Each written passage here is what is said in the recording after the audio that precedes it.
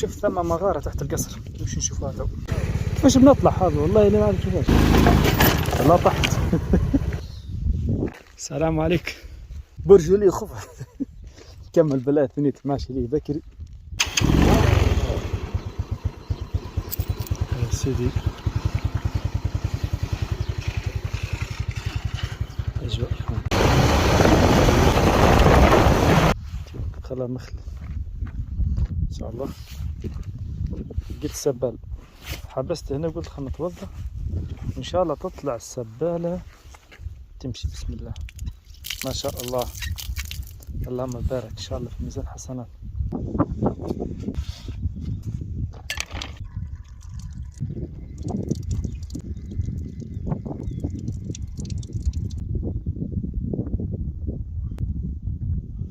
من السنة انك المسح على الخف يكون في الساق من فوق، ما يكونش من الارض. المسح 5 صلوات. كي تلبس الجورب بتاعك، كي تلبس كلاس وانت على الوضوء تنجم تمسح بها 5 صلوات يوما. واتجاه ورجيجة ان شاء الله. ورجيجة ورجيجة ترحب بكم. تعاون الماما وصلنا لآخر نقطة كياس معبي. دونك باش نكملو على البيست مش عارف ثنية تعدي ما تعديش. الوقت تو 3 غير 4 ساعة أخرى قدام نوصل إن شاء الله. ولما تعدي من الثنية هذه شوف شنو لقيت. شوف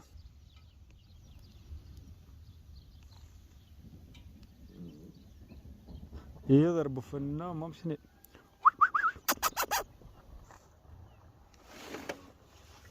نخاف نمشي لهم. نخاف نمشي لهم. هم 3 أنا معاهم أمهم زعما. نجرب نمشي لهم زعما. والله يخاف ظهري نهايتي باش تكون. نجرب نمشي لهم. كس كس كس كس. تكسر طن. برج لي خف. كمل بلا ثنيت ماشي لي بكري.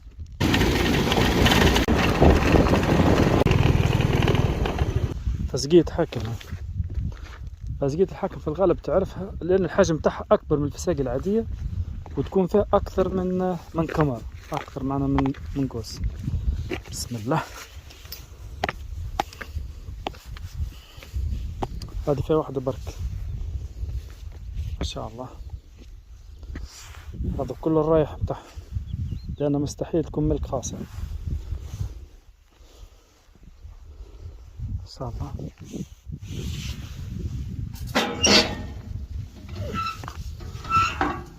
كالعادة بوبوريس قديم.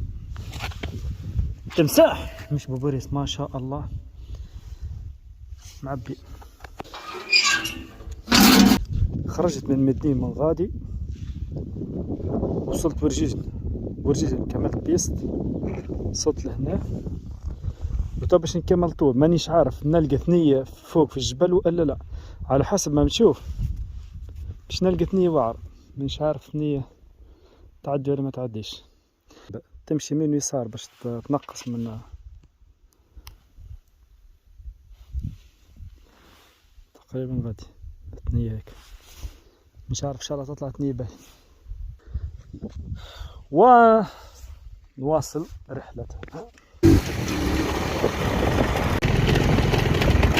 حبست هنا لاني شفت غار غادي تقريبا دار حفر بدوش نطل عليه نشوفها شنو بالضبط. تقريبا غادي بجمال المنظر كلش عجبني. ما يلزمنيش نجي للمغارة نجيه طول بصفة مباشرة من الاتجاهات، يلزمني ندور من غادي لأن لعل يبداش فيه كلب ولا حاجة. حتى الذيب موجود. بسم الله. السلام عليكم.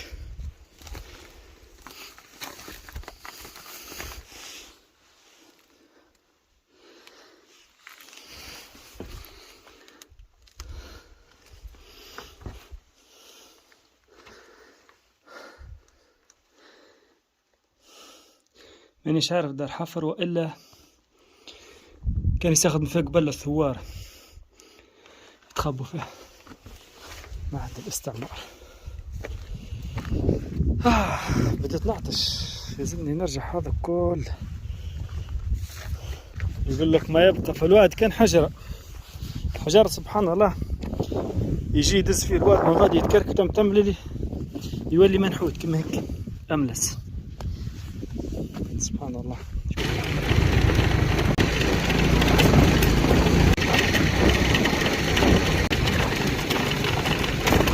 مش عارف كيف باش نطلع.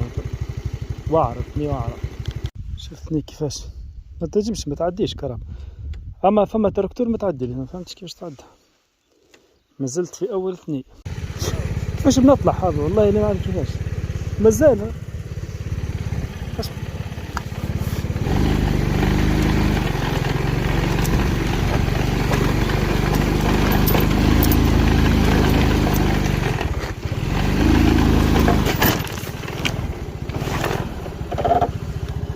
لا طحت. كاسح. وعر ما زلت في شطرة ثنية بس خرجت منهم غادي. علاش حبست؟ ريحة الشيح قوية ياسر. شيح جبل ما شاء الله. هذا كله شيح، هذا كله على مد البصر شيح. ريحة قوية مش عادية. هذا شيء هز منها ريحة للدار. حط بواحد ما قدرش نقلع دهشتني.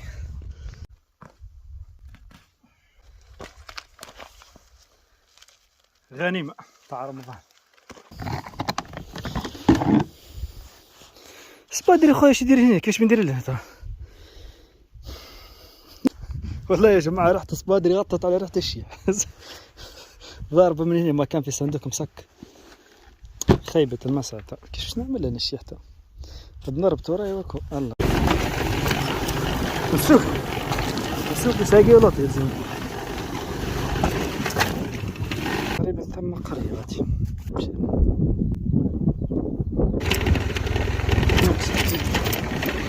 مشيت المسافة كلها غادي.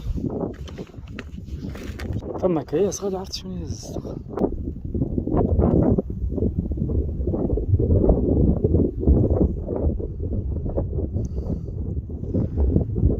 سبحان الله زوز شجرات كيفاش نبت تحتنا. وصلت القصر الخرش. قصر أقل شيء عمره 200 عام أقل شيء.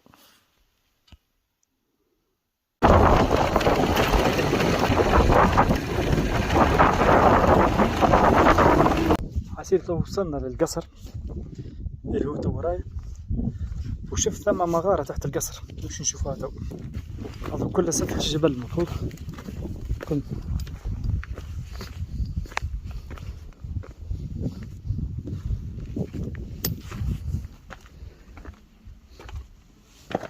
بسم الله معصر.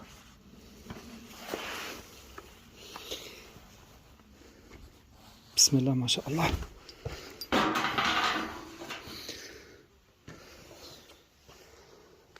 معصر هذه شوف ما شاء الله قديش عمرها من عام.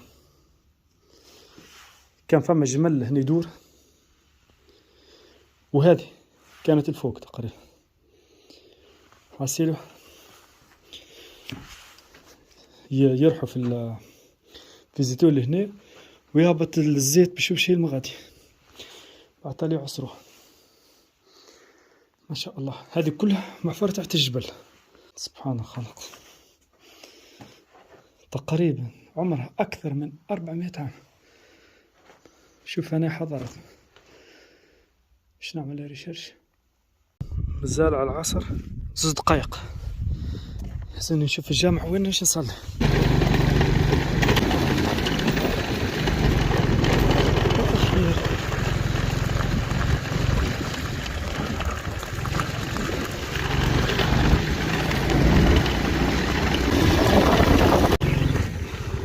كسر.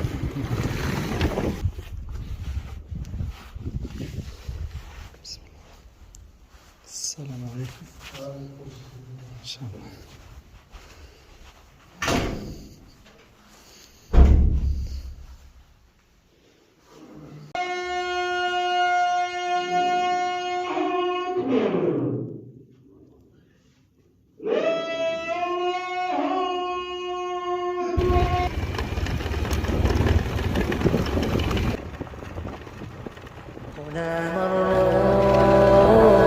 وكانوا قدوة للناس.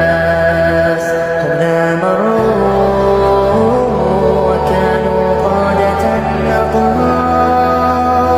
هنا مروا وكانوا قدوة للناس. هنا مروا وكانوا قادة أطهار. فيهم رقة الإحساس، فيهم جذوة الأحرار. فيهم رقة الإحساس، فيهم جذوة الأحرار.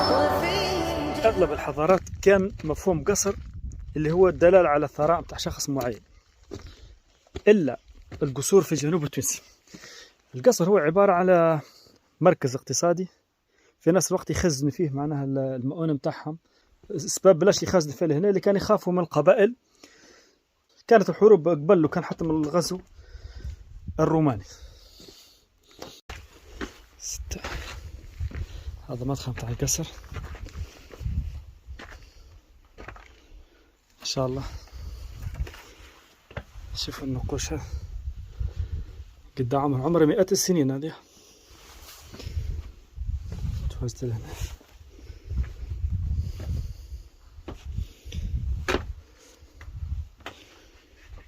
ما شاء الله.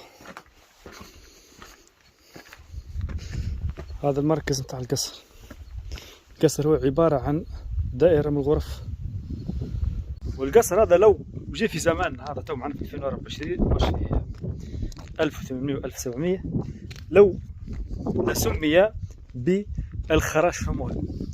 كان معنا مركز اقتصادي، كان السكان الكل يخزنوا فيه السلع متاعهم، سمن، شعير، زيت. بصراحة ثم تقصير من الدولة التونسية لما ما قصك هذا ما صارش الحالة كما هيك بصراحة،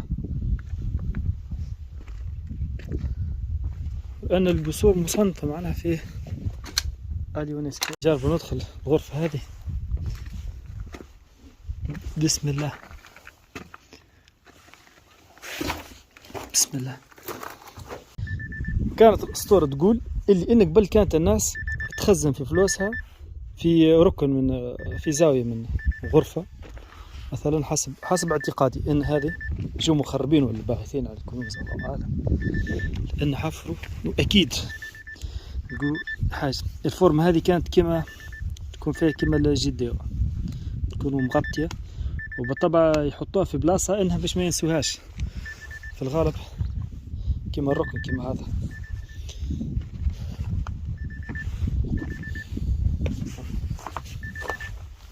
شوف كانت منحوتة باليد هذه يخزن فيها العملة متاعها، يعبر عنه بالجرن. مش عارف ممكن كانت قاعدة متاع باب هيك الله أعلم. بعض الكتابات الله أعلم شنية هذه. عتب، هذه كلمة عتب الله أعلم شنية الكلمة. الأسئلة هذه كلها كانت نقوش من دلالات تواجد الإسلام في المنطقة هذه بحكم أنهم كانوا أمازيغ والأصل ما كانوش عرب. هي المساجد. بسم الله. هذا المسجد بسم الله، مسجد القديم قصر الخراش. بسمك اللهم. هذا المنبر، هذه الكتابات.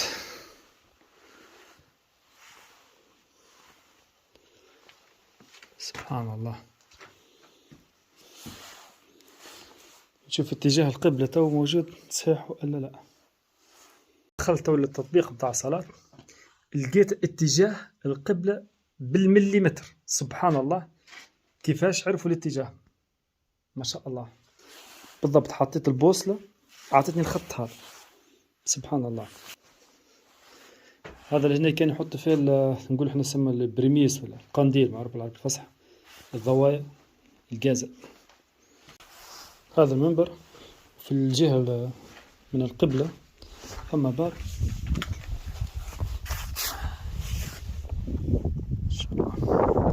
هذه اللي المعصر اللي صورت فيه الأول، معصر جي تحت. سبحان الله.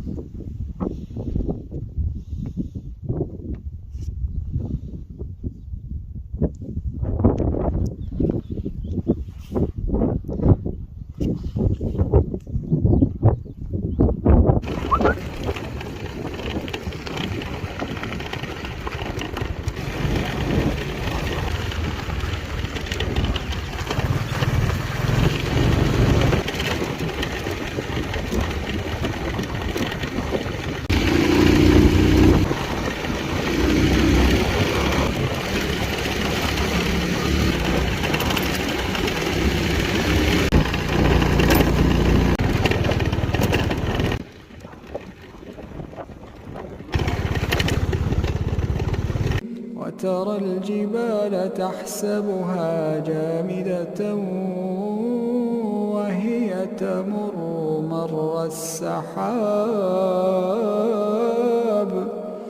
صنع الله الذي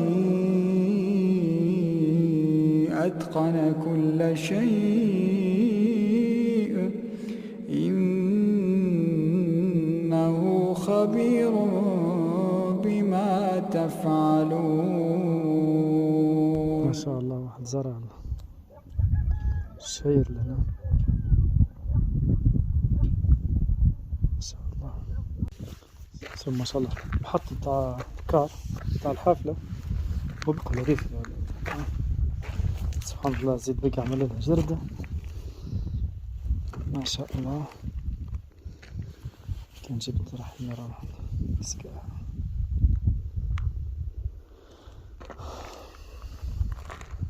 هذه قرية وادي الخيل.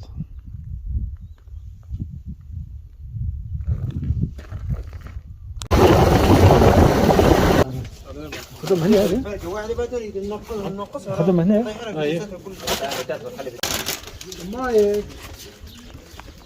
لبن ولا حليب؟ لبن هذا اعطيه دبوس. نعيز وادي الخيل ما نعيز وادي الخيل.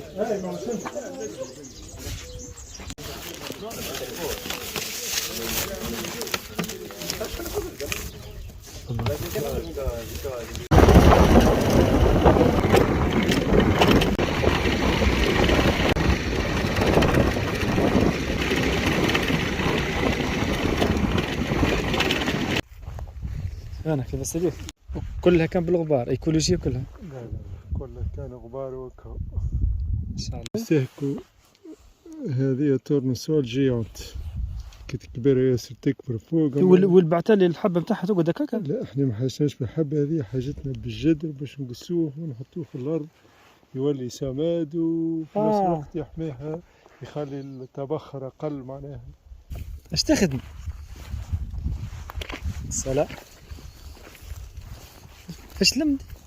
يتاكل هذا؟ بالحق؟ وانا صغير باش نديرو بها سلطة. ندير به سلطة؟ الله يعطيك الصحة سيدي. وطيب عموما كل ما طيبيش؟ طيب. طيبي؟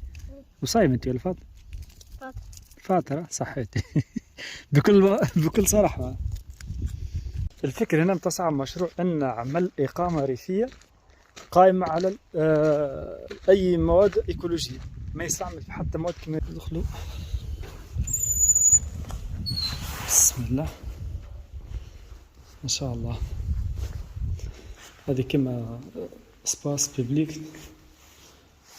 هذا غرف تقريبا مطعم لهنا.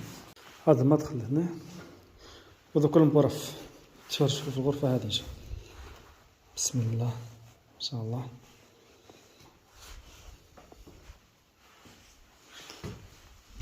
على كمان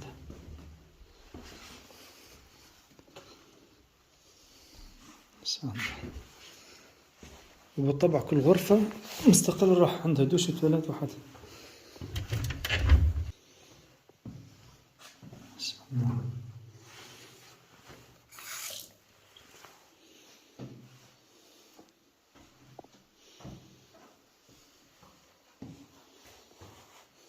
بالطبع كلها تنضوي تحت برنامج الضغط اللي هي وجهة سياحية، صنفت كأفضل وجهة سياحية في العالم، كوجهة سياحية خضراء في العالم بعد اليابان. تصور، ما شاء الله. إقامة آمنة ما شاء الله، كاميرات مراقبة، غير من الهدوء، جمال وادي الخيل ما شاء الله. هذيك مبنية كلها بالطين، ما فيها حتى سيمان وما فيهاش الحديد، حاجات مع حاجة بسيطة، والكونسيبت بتاعها انها بمواد ايكولوجي. بطبع هيك الكبيرة متاع عائلات تقريبا، والصغار متاع لي كوبل.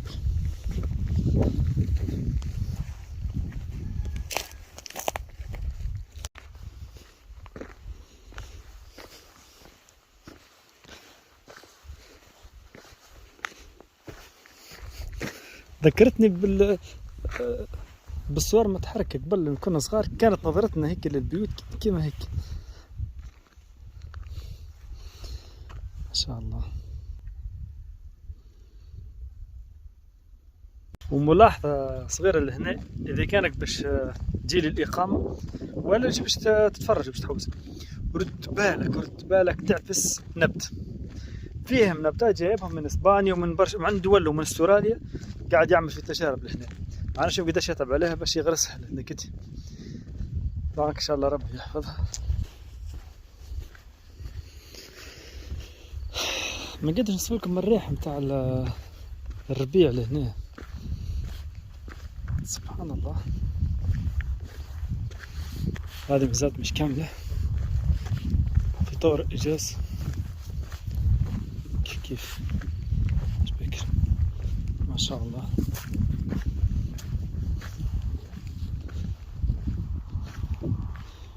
بسم الله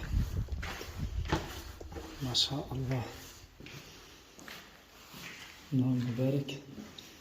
كل شيء ايكولوجي هنا، ما فما حتى شيء سمان. هذه كلها بالطين والتبن من داخل. هذه اللي هنا كما كوشين اللي باش يعمل مشوي ولا بتاع عائلة تقريبا ما شاء الله.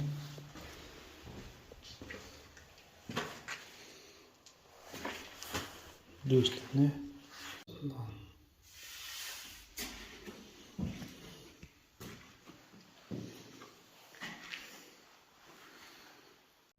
الحوايج تميز المساكن الإيكولوجية اللي كما هذه الإقامات، إنه عرض الحيط خشين معناها. بالعرض هذا ما تجيمش سخانة تدخل تربح معناها التكييف من داخل، وما نحكوش حتى في الشتاء باقي دافية كيف قاعد يزرع مكرونة. تجربة جديدة تقريبا.